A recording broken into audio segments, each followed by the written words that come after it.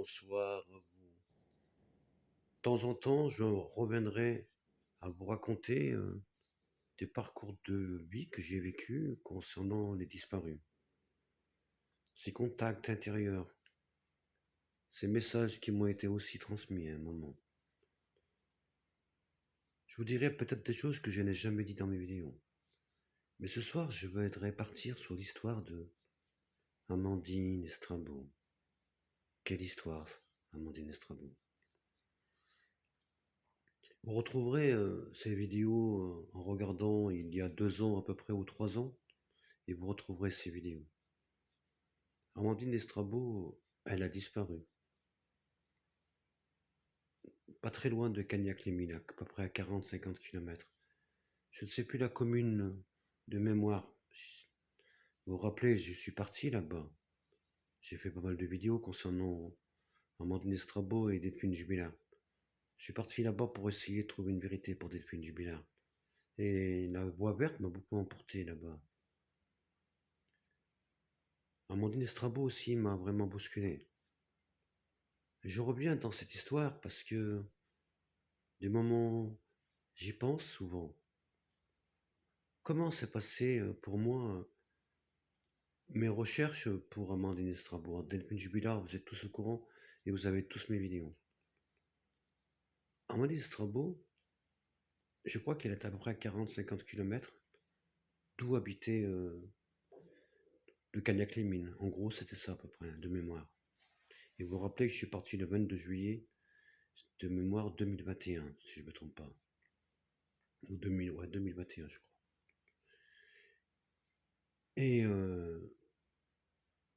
avant de partir là-bas, j'étais en contact avec une personne là-bas. Et j'ai écrit sur une feuille blanche,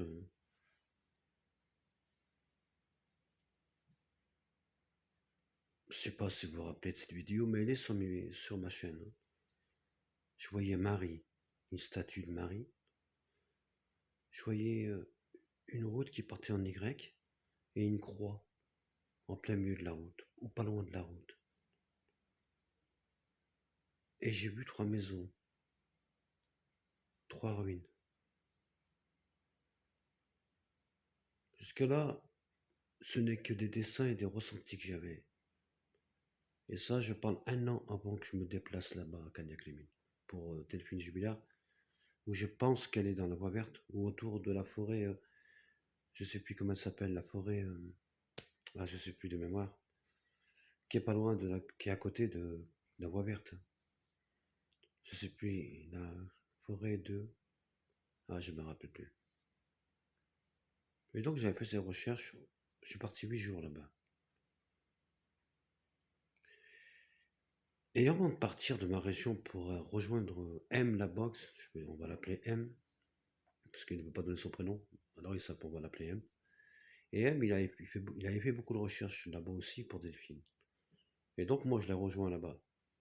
Mais avant de le rejoindre dans ma région, je lui ai demandé s'il pouvait aller à 3 km d'où avait disparu Amandine Estrabot, et de me trouver une statue qui représentait Marie, et pas loin une croix, s'il pouvait me trouver ça à 3 km, comme elle était de la région, autour de sa maison.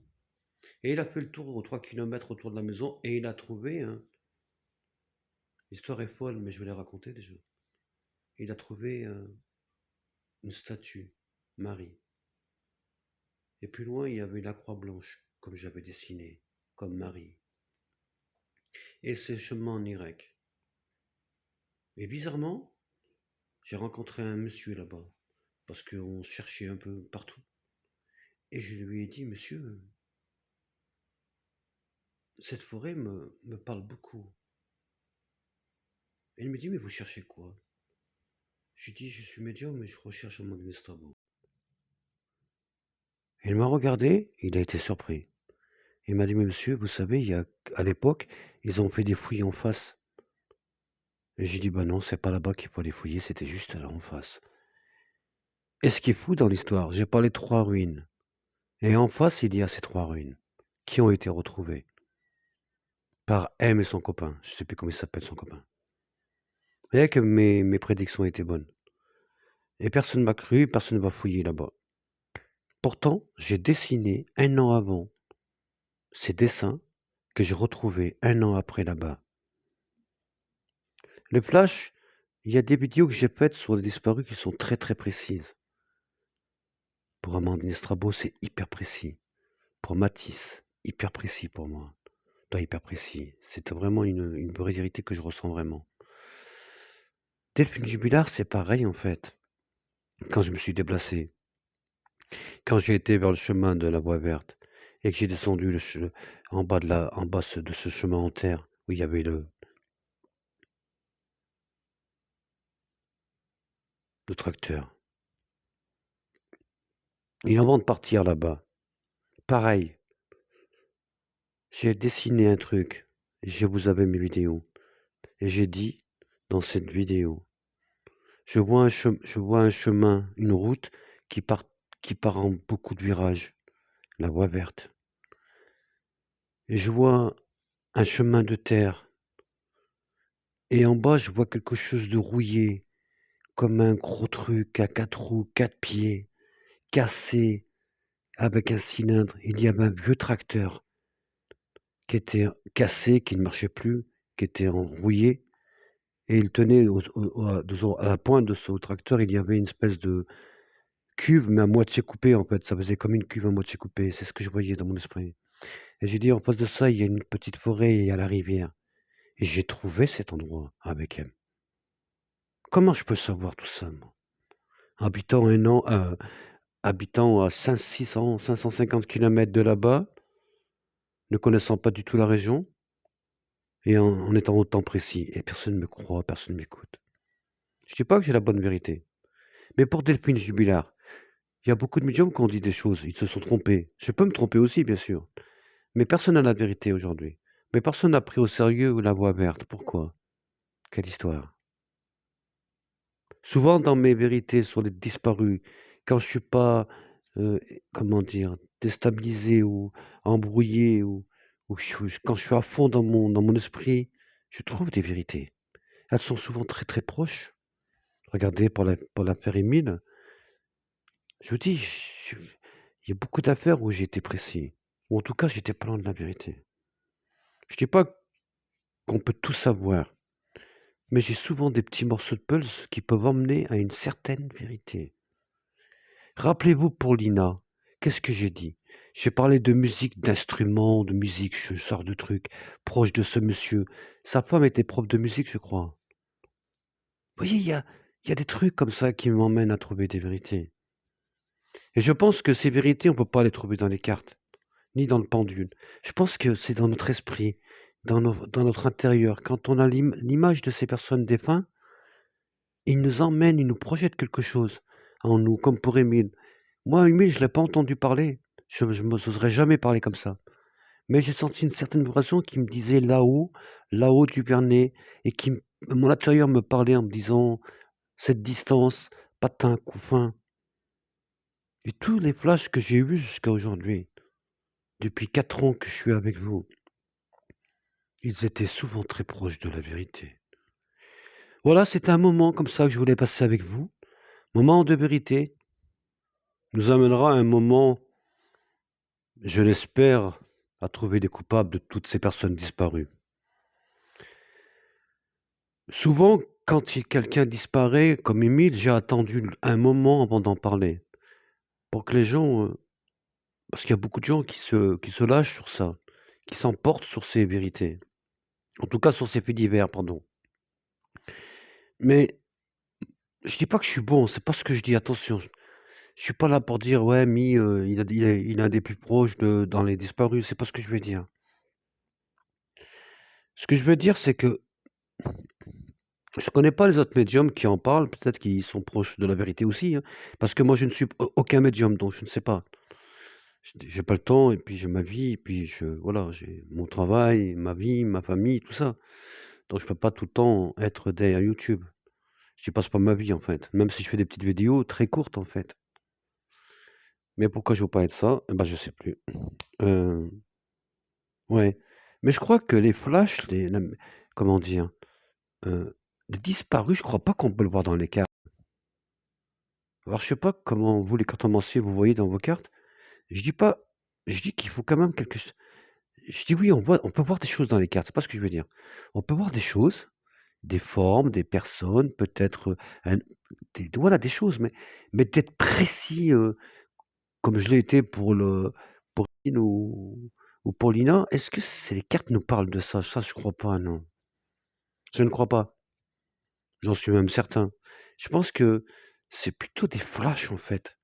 C'est plutôt notre intérieur, l'image de du défunt qui nous emmène à nous projeter cette vérité, en fait, comme je vous disais il y a quelques minutes. Je crois en ces vérités. Je prends des risques quand j'en parle. Mais quand je vois tout ce que je vois sur YouTube, des gens qui ont été complètement à côté de la plaque sur plein d'histoires de disparus, on peut se tromper. Mais il y en a qui se trompent souvent, en fait, hein, et puis qui sont pas vraiment précis. Alors maintenant, quand quelque chose se passe, comme pour Trump, je le savais depuis un moment, mais j'ai toujours dit: «Je sais pas, je sais pas». J'ai laissé tout le monde en parler d'abord. Et beaucoup de gens, il y en a beaucoup qui se sont trompés, énormément. Mais j'en avais pas parlé avant. Et j'ai attendu que tout le monde en parle et après j'en ai parlé. Et c'est vrai que j'ai contredit énormément de personnes en disant que Trump serait président des États-Unis et qu'il changerait le monde et que bien avant, il y aurait l'Europe qui partira à droite et ce sera de pire en pire. On y est, en fait. Et tout ça, c'est des ressentis, en fait, qui sont de l'intérieur de nous. Est-ce qu'on peut voir dans les cartes, est-ce que Kamala Harris ou Trump serait président? Je ne crois pas, en fait. Je crois que c'est plutôt dans son intérieur. Ce que je conseillerais aux personnes qui font des vidéos, de l'expérience que j'en ai, bien sûr, je ne doute pas de vos compétences dans vos cartes. Je n'en doute pas, je ne suis pas là pour vous juger parce que je ne vous suis pas. J'entends parler de vous simplement. Simplement, ce que je voudrais vous dire, je pense que vous avez peut-être des capacités que je n'en doute pas, hein, mais par rapport aux disparus, je vous parle, hein, peut-être aller chercher plutôt votre ressenti intérieur que vos cartes. Je suis sûr que vous serez plus précis. Voilà, c'est un conseil que je vous donne, hein, c'est tout. Après, moi, faites ce que vous avez à faire, hein. Eh oui, moi, je viens de la vieille école, moi, je suis un vieux de la vieille, moi, 56 ans. Bah oui, qu'est-ce que vous voulez? Je suis dans la soupe de la médiumnité, moi. Ben oui. Allez, je vous embrasse, prenez soin de vous et gardez la patate. Et puis, que vous dire de plus? Que la médiumnité, elle ne s'invente pas, elle est en nous. En tout cas, aux personnes qui ont cette capacité. Après, si vous l'avez pas, vous avez d'autres talents. Nous avons tous un talent en nous. Chacun a son talent. Chacun a quelque chose à apporter à l'autre. Et moi, j'aimerais apporter au service de police, pour les disparus, ce que j'en ressens. Mais bon, que voulez-vous? Je suis un petit être du monde, au fond de ma campagne, au sommet de ma montagne. Alors, je suis un grain de sable dans cette société, moi, hein. Donc, je ne suis pas entendu par ces gens-là, je ne suis pas assez connu. Fallait que alors j'aimerais bien être connu, mais bon, ça va être compliqué, hein, parce que pour être connu dans le domaine de la voyance, c'est pas facile. Bon, en tout cas, c'est pas ce que je recherche. Vu que je suis quelqu'un de très discret et que j'aime pas trop faire des émissions, vous comprendrez que je serai jamais dans la lumière, hein. Et je préférerais rester au fond de ma campagne, bien sûr. Bon, bah, sur ce, je vous embrasse, prenez soin de vous, passez une bonne soirée et surtout gardez la patate et je fais un gros bisou à Nino. Mon copain Nino, je t'embrasse comme mon petit copain et puis Aaron aussi, mon copain. C'est des petits garçons, ils sont petits que j'ai magnétisés et qui ont la patate aujourd'hui. Allez, je vous embrasse, prenez soin de vous.